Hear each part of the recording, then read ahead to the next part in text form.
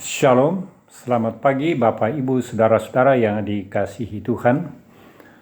Selamat bertemu kembali dalam renungan singkat Toraja bersama Jemaat Gereja Toraja Bogor, edisi Sabtu tanggal 12 April 2025. Saudara-saudara yang dikasihi Tuhan, kita patut bersyukur bahwa hari ini kita boleh menjalani hari baru, hari anugerah Tuhan.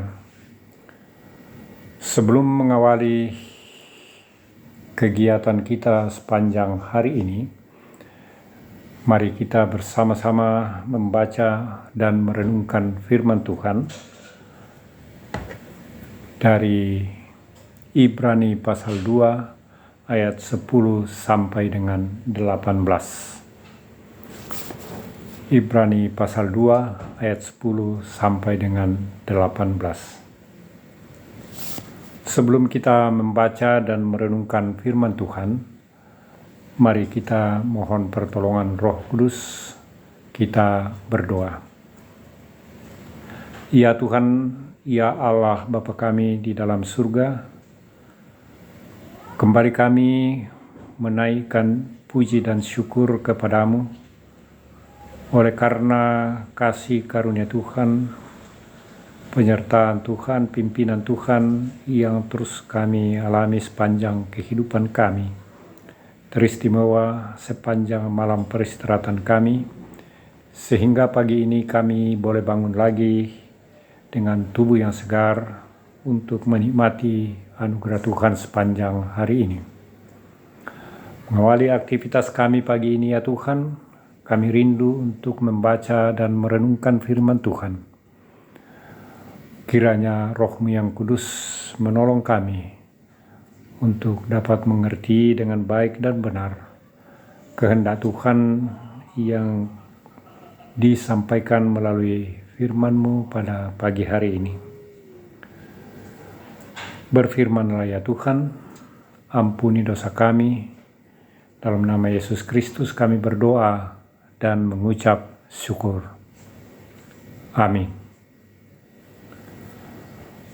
Saudara-saudara, firman Tuhan dari Ibrani pasal 2 ayat 10 sampai dengan ayat 18 demikian.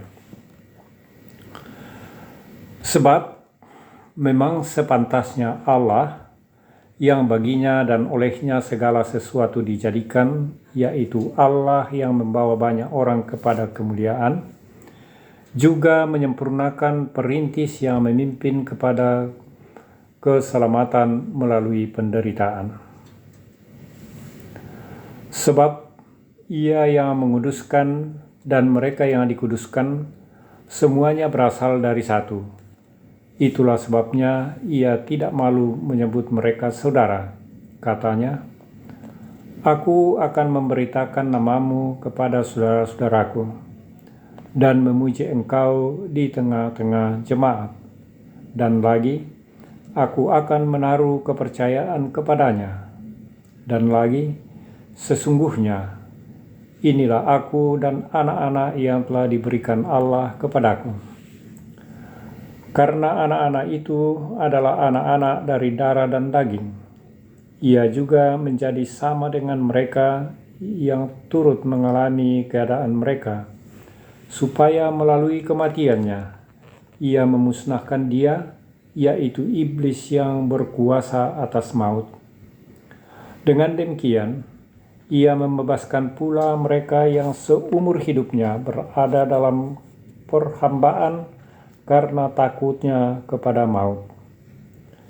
Sebab sesungguhnya bukan malaikat-malaikat yang Ia pedulikan, tetapi keturunan Abraham yang Ia pedulikan.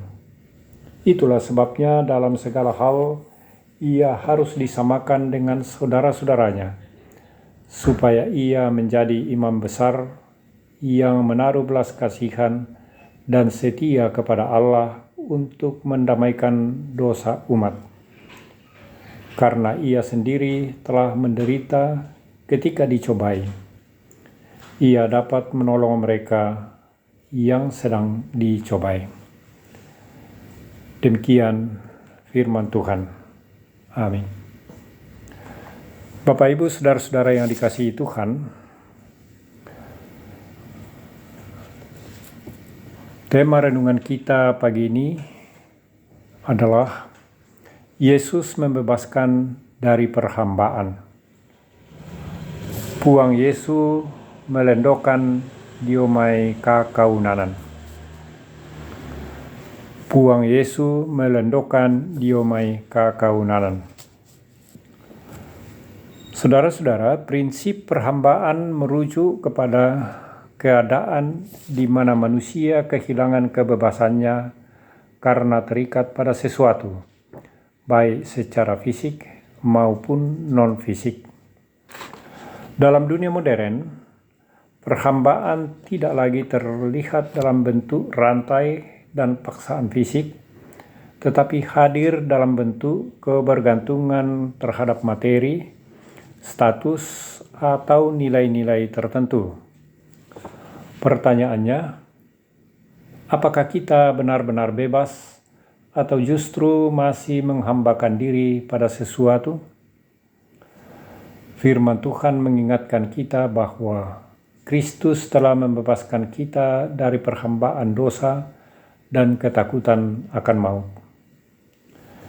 Ibrani 2 ayat 15 mengatakan, Ia membebaskan mereka yang seumur hidupnya berada dalam perhambaan oleh karena takutnya kepada maut. Melalui kematiannya, Kristus mematahkan kuasa iblis yang menguasai maut, supaya oleh kematiannya Ia memusnahkan dia, yaitu iblis yang berkuasa atas maut. Kematian Kristus memberikan kebebasan sejati kepada kita, menjadikan kita bukan lagi hamba dosa, melainkan hamba Kristus. Mengapa Kristus mau membebaskan kita? Jawabannya sederhana, namun mendalam. Karena kasih-Nya kepada kita. Dalam Ibrani 2 ayat 16 tertulis bahwa Kristus lebih memilih untuk mengasihi keturunan Abraham daripada para malaikat. Kasih ini mendorongnya untuk memberikan dirinya agar kita benar-benar merdeka dari kuasa dosa dan maut. Karena itu, saudara-saudara, sebagai orang-orang yang telah dibebaskan, kita dipanggil untuk tidak lagi mengikatkan diri pada apapun selain Kristus. Kita tidak lagi menjadi hamba uang, hamba kekuasaan, atau hamba hawa nafsu, tetapi hamba Kristus yang hidup dalam anugerah-Nya. Kebebasan sejati adalah ketika kita sepenuhnya tunduk kepada Dia yang telah membebaskan kita. Sebagai hamba Kristus, kita hidup bukan karena kemampuan kita, tetapi oleh belas kasih-Nya yang mengalir tanpa batas. Jadi saudara-saudara, marilah tinggalkanlah perhambaan duniawi dan jalani hidup dalam kebebasan dan kasih yang hanya ditemukan di dalam Kristus. Amin. Demikian renungan kita pagi ini. Mari kita berdoa. Kembali kami menaikkan puji syukur kepadamu ya Tuhan Allah Bapa di dalam surga. Tuhan yang kami sembah, kami agungkan di dalam Kristus Yesus, Tuhan yang mempunyai kehidupan kami. Terima kasih ya Tuhan atas waktu yang Tuhan telah berikan kepada kami untuk membaca, merenungkan firman Tuhan.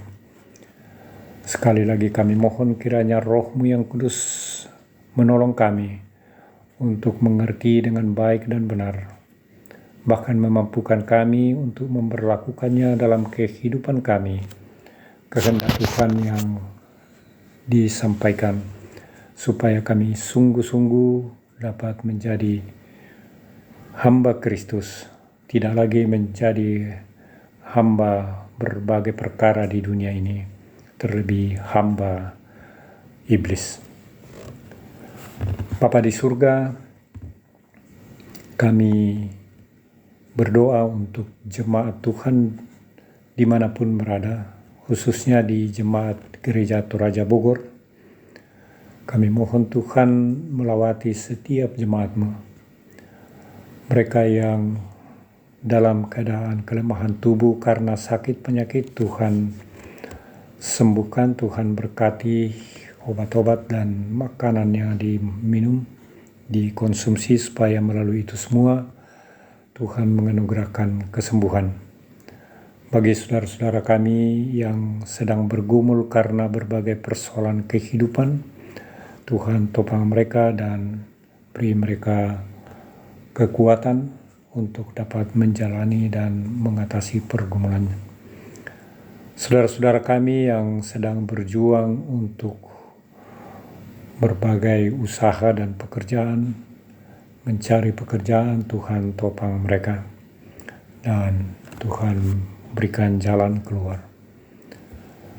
Anak-anak, cucu-cucu kami yang sedang dalam bangku pendidikan, Tuhan tolong mereka, berikan hikmat, akal budi bijaksana, supaya mereka dapat menjalani pendidikan mereka dengan baik dan dapat berhasil dengan baik. Kiranya hanya oleh kecerdasan dari Tuhan akan memimpin mereka dalam menyelesaikan studi mereka. Anak-anak, cucu-cucu kami yang masih dalam pertumbuhan, Tuhan kiranya berkati dalam tumbuh kembang mereka sehingga boleh bertumbuh dan berkembang seturut dengan rancangan kasih Tuhan. Kami doakan saudara-saudara kami dalam masa-masa kehidupan usia lansia, Tuhan terus menopang mereka, berikan kekuatan, kesehatan yang cukup, dan Tuhan teguhkan iman pengharapan mereka supaya mereka tetap mengalami damai sejahtera Tuhan di masa usia indah. Bapa di surga, kami berdoa untuk majelis dan pendeta di jemaat Tuhan, panitia OIG dan pengurus OIG dan panitia-panitia dalam jemaat. Tuhan kiranya memberkati dan oleh hikmat-Mu mereka dimampukan untuk mengangkat pelayanan dan panggilan mereka. Kami berdoa untuk bangsa dan negara kami, para pemimpin kami dari pusat sampai ke daerah. Tuhan berikan hikmat-Mu supaya mereka dapat memimpin bangsa dan negara kami ini dengan takut akan Tuhan, dan mereka tetap setia untuk melaksanakan tugas tanggung jawab mereka. Bapa di surga, kami serahkan ke dalam tangan-Mu seluruh keberadaan kami sepanjang hari ini. Ampuni dosa kami dan terimalah doa kami yang kami bawa kepadamu hanya di dalam satu nama, Yesus Kristus, Tuhan dan Juru Selamat kami yang hidup. Amin. Demikian renungan kita pagi hari ini. Tuhan memberkati.